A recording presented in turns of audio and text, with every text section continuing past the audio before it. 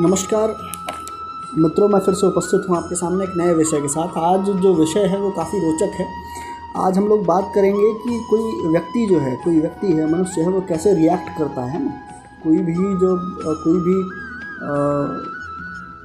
किसी भी विषय पर कैसे रिएक्ट करता है, किसी व्यक्ति पर कैसे रिएक्ट करता है, इस विषय पर आज हम लोग जो है तो बात करेंगे, है ना।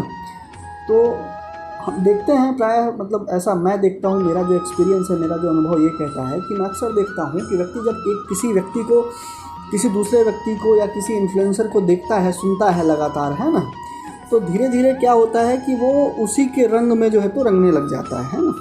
फिर वो जो रिएक्ट करता है उसको लगता है कि नहीं, ये व्यक्ति जो कह रहा है वही सही है ना।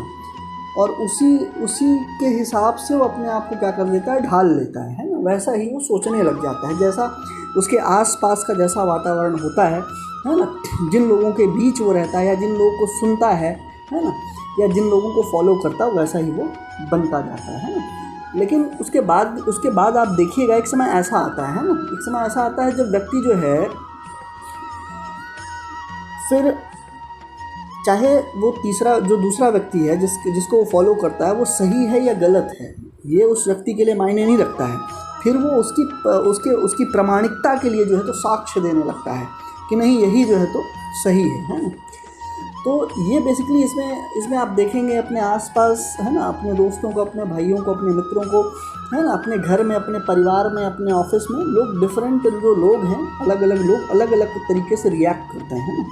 तो देखिए, मेरा जो पर्सनल अनुभव है इस बारे में, तो मेरा देखिए ये अनुभव है कि हर एक व्यक्ति जो है उसका जो सरकमफरेंस है, उसका जो ऑरा है, उसी हिसाब से वो रिएक्ट करता है ना। जो परिस्थितियां हैं, जो समय है उसका, उसी हिसाब से वो रिएक्ट करता है ना।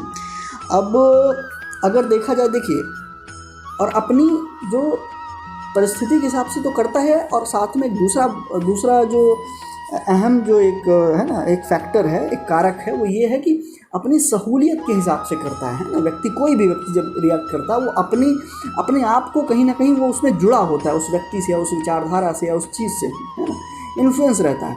अगर देखिए, मैं एक एग्जांपल लेके मैं आपको समझाने की कोशिश करता हूँ। जैसे देखिए, अगर किसी व्यक्ति को हार्ड वर्क को जो है तो प्रेज़ करना हो, है ना, हार्ड वर्क की महत्ता जो है, कठिन परिश्रम की महत्ता को बताना हो, तो आप देखेंगे वो बताते हैं, लोग बोलते हैं कि उद्यमेन हि सिद्ध्यन्ति कार्याणि न मनोरथै और न ही सुप्तस्य सिंहस्य प्रविशन्ति मुखे मृगा, है ना। कि भाई जो कार्य की सिद्धि होती है वो कठिन परिश्रम करने से होती है, स्वप्न देखने से नहीं होती है ना।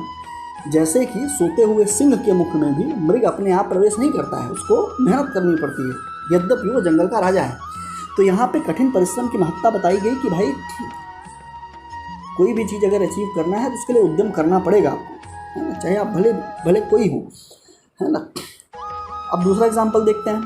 अब जब कठिन परिश्रम जो है, जब उसको प्रेज़ नहीं करना है, जब एक नया शब्द आपने सुना होगा, स्मार्ट वर्क, जब स्मार्ट वर्क को प्रेज़ करना है तो लोग कैसे बोलते हैं? लोग बोलते हैं कि अगर मेहनत करने वाला ही जो है तो राजा होता, तो भाई मेहनत करने से ही सब कुछ मिलता, तो भाई गधा जो है उस जंगल का राजा होता है। आपने सुना होगा, लोग कहते हैं कि अगर मेहनत करने से सब कुछ मिलता है तो भाई गधा जो है वो जंगल का राजा हो जाता है ना, शेर नहीं होता।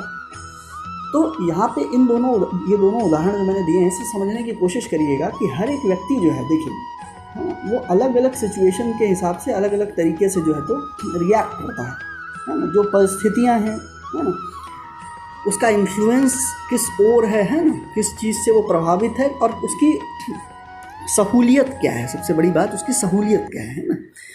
तो और अगर इसके कंक्लूज़न पे जाएं तो देखिए, आप देखेंगे कि देखिए, शेर जो है वो भी अपने पेट के लिए जो है तो परिश्रम करता है, और जो गधा है वो भी अपने पेट के लिए परिश्रम करता है, ठीक है। लेकिन बात क्या है, साइकोलॉजी क्या है, मनोविज्ञान क्या है यहाँ पे, कि शेर, क्योंकि क्या होता है, हमारे बुजुर्गों ने भैया कहानी सुनाई हमें कि शेर जो है वो जंगल का राजा होता है, बहुत शक्तिशाली होता है ना।